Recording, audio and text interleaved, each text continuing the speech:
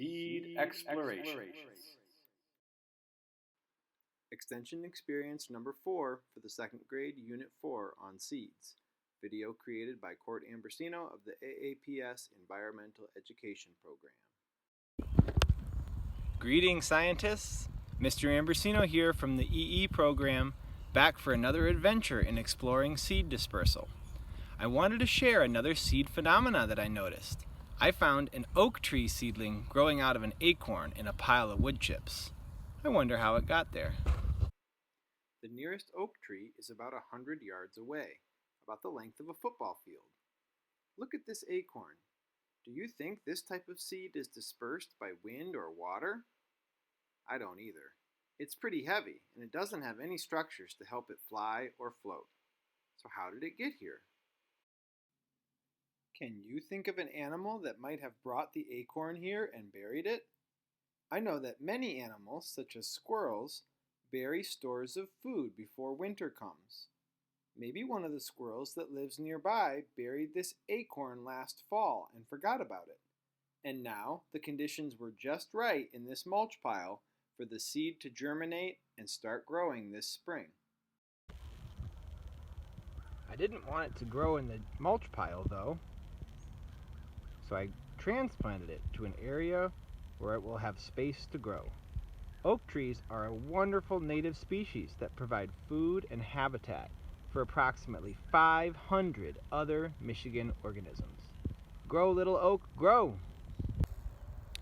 So today, I thought we could explore ways that animals help disperse seeds of plants. Let's see what we can find. I know that you've been learning about the parts of a seed, and that seeds contain a food store, or endosperm, to help the embryo grow before it has leaves and can start photosynthesizing. That food store is why nuts and seeds are popular foods for animals. Some plants create seeds all on their own. Scientists sometimes call these naked seeds because they're not enclosed in a fruit. This type of plant is called a gymnosperm.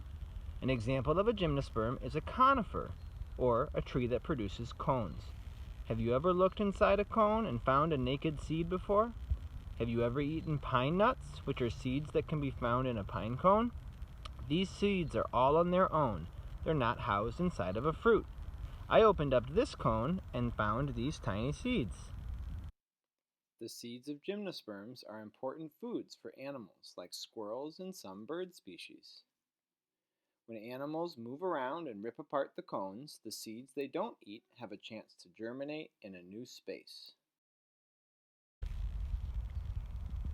Flowering plants, called angiosperms, have evolved to produce seeds inside of a fruit. This snap pea plant is an example of an angiosperm. It flowers and produces a fruit in a pod, which we call a snap pea. Did you know a pea is an example of a fruit? It contains seeds. Can you say angiosperm? A tomato plant is an example of an angiosperm. Here you can see flowers forming. Here you can see the flower petals are drying up and fruit are starting to form in their place. I heard that you went searching in your kitchen to find seeds inside of fruits that you eat. Sometimes you can find fruits outdoors as well that contain seeds and that are edible for humans, like these service berries. You'll have to get to them quickly though, because they're a favorite food for local birds. We see and eat fruit so often, sometimes we forget what an amazing phenomenon that they are. Just think, plant species have evolved over millions of years to attract animals with their brightly colored, sweet-smelling fruits that are delicious and nutritious. When an animal eats and digests the fruit, they're also ingesting the seeds. Their digestive systems weaken the seed coats, and when the animal poops out the seed, they've spread or dispersed those seeds to a new place where they might find the right conditions for germination. There are a huge variety of different fruits in the world, and different types are attractive to different types of animals. Have you ever noticed seeds in the scat or poop of a bird or raccoon? Here you can see seeds in a coyote's scat. How interesting! Did you realize that animals are not only getting food for themselves, but also accidentally spreading the seed of a plant? Amazing stuff. Before I go inside, I have to pick these burrs off my socks.